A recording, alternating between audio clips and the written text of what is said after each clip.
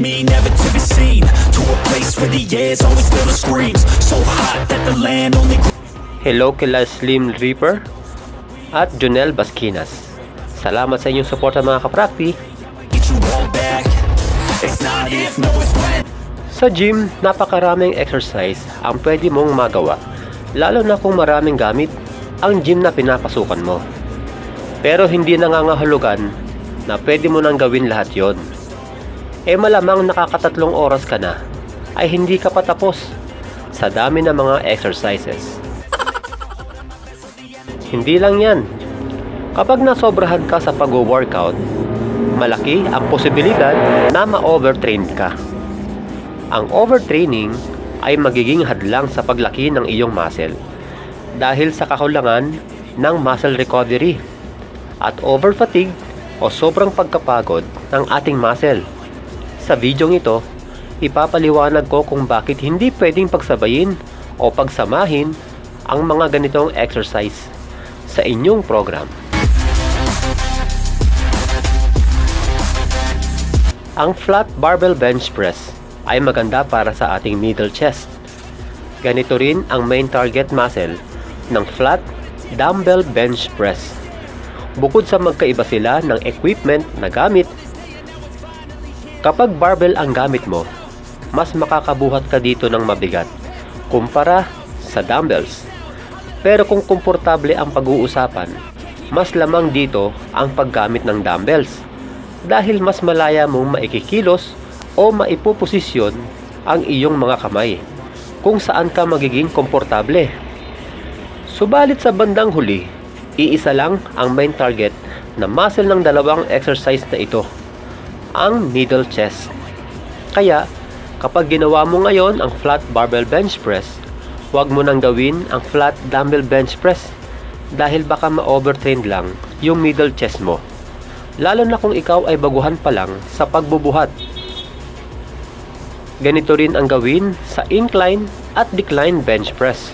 Yung flat barbell bench press at incline dumbbell bench press, pwede bang pagsabayin? Pwede mga kaprakti. Walang problema dito.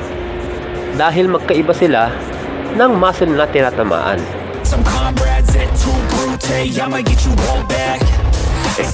Ang pec deck machine ay middle chest ang main target nito, maging ang inner chest.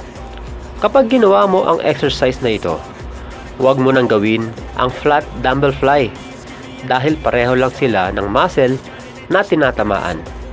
Muli, huwag pagsabayin o pagsamahin ang dalawang exercise na ito sa isang session. Ang tawag sa exercise na ito ay landmine press. Tinatarget ito ang ating upper chest. Ito naman ay incline close dumbbell press. Upper chest din ang tinatamaan nito. Ibig sabihin, huwag mo nang pagsabayin ang dalawang ito. Sa military press, ang main target muscle nito ay ang front delts. Kapag ginawa mo na ito, huwag mo nang gawin ang dumbbell shoulder press, maging ang one arm dumbbell shoulder press, o di kaya ay shoulder press machine, dahil pare-pareho lang sila ng tinatamaan na muscle group. Ang main target muscle nito ay ang real delts.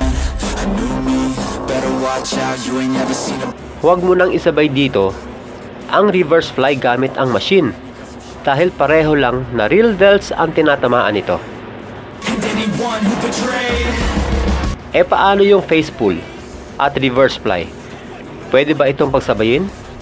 Pwede naman, lalo na kung hinahabol mo yung real delts mo o kapag napag-iiwanan na ito. Bagaman parehong real delts ang tinatamaan nito, kung inyong mapapansin, magkaiba sila ng paggalaw o movement. Sa ganitong sitwasyon, para sa akin pwede mong pagsabayin ang mga ito.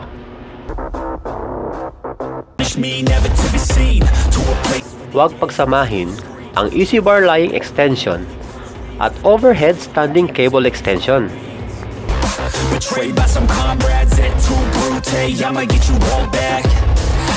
One arm lying dumbbell extension at one arm cable extension.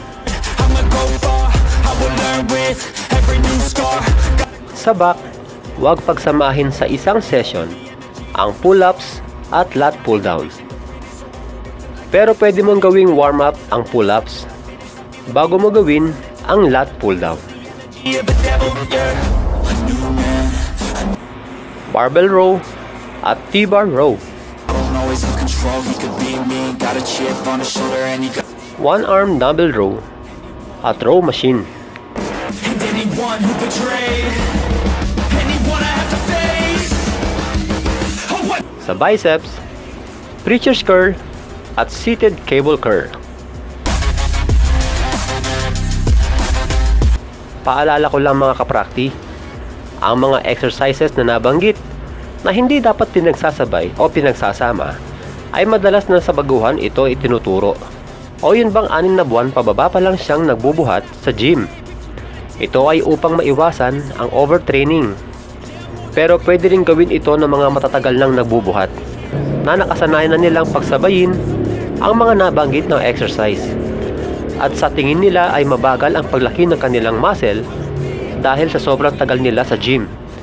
Subukan nyong iwasan ang mga ito at sa loob ng 1 buwan, makikita nyo ang pagbabago sa inyong katawan. Maaaring mag-react yung iba, bakit ako ginagawa ko yan? Pero mas lumalaki ang mga muscle ko. Well, depende kasi ito sa fitness level ng isang tao. Ang madalas na gumagawa ng pinagsasabay ang mga nasabi kong exercises ay mga malalaki na ang katawan at taon na ang binilang sa pagbubuhat. Dahil dyan, kabisado na nila ang katawan nila na kahit gumawa sila ng mga mahihirap na program ay hindi sila na-overtrained. Bagkus, ito talaga ang hinahanap ng kanilang katawan, yung mabugbog ng husto ang kanilang muscle. Pero kung baguhan ka pa lang at ginaya mo ang mga taong ito, malamang na makakaramdam ka ng sobrang sakit ng katawan at ang malala pa nito ay baka ma-injury ka pa. At kung mapapansin nyo mga kaprakti, ang mga exercises na hindi pinagsasama o pinagsasabay ay mga exercises na pareho ang paggalaw o movement at pareho ang muscle group na tinatamaan nito.